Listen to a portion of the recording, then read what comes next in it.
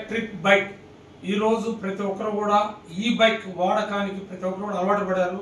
పర్యావరణ కాలుష్యాన్ని మనం పూర్తిగా సమాజంలో నిర్మించాలంటే ఒకటి పెట్రోలు డీజిల్ తగ్గించాలి.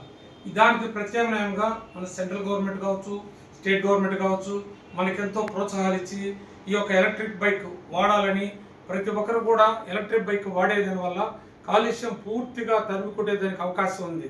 రెండవది ఈ యొక్క ప్రపంచ శాంతి యూనివర్స్.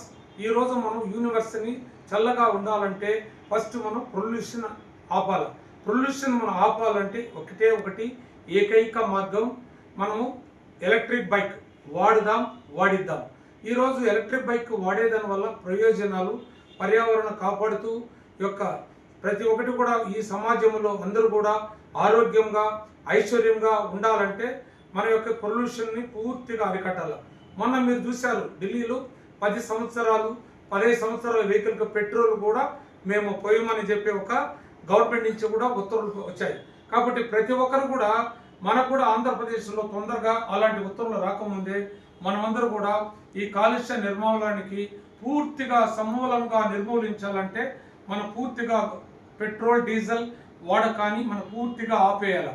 ప్రతి ఒక్కరు కూడా ఎలక్ట్రిక్ బైక్ వాడేదాని వల్ల సమాజానికి మేలుతో కాకుండా ఒకే 10 రూపాయలతో 100 కిలోమీటర్లు పోయి జీరో మెయింటెనెన్స్తో ఈరోజు మనము ఎలక్ట్రిక్ బైక్ వాడదాం. రెండోది ADMS అని ఒక అద్భుతమైన ఒక ఎలక్ట్రిక్ బైక్ని మనకు సమాజానికి మనకు పరిచయం చేసిన మన అశోక్ తంగడి గారికి పూర్తి హృదయపూర్వక ధన్యవాదాలు. ఎందుకంటే నేను సైతం ఈ యొక్క కాలుష్యాన్ని నిర్మూలనకు నేను కూడా ఉంటానని ఆయన కంకణం కట్టుకొని ఈరోజు 1,70,000 బండ్లు ఈరోజు మార్కెట్లో ఈరోజు రిలీజ్ చేస్తామంటే ఆ ఘనత మన అశోక్ తంగడి గారికి దక్కింది. Hats off to the Ashok Tangadi గారు.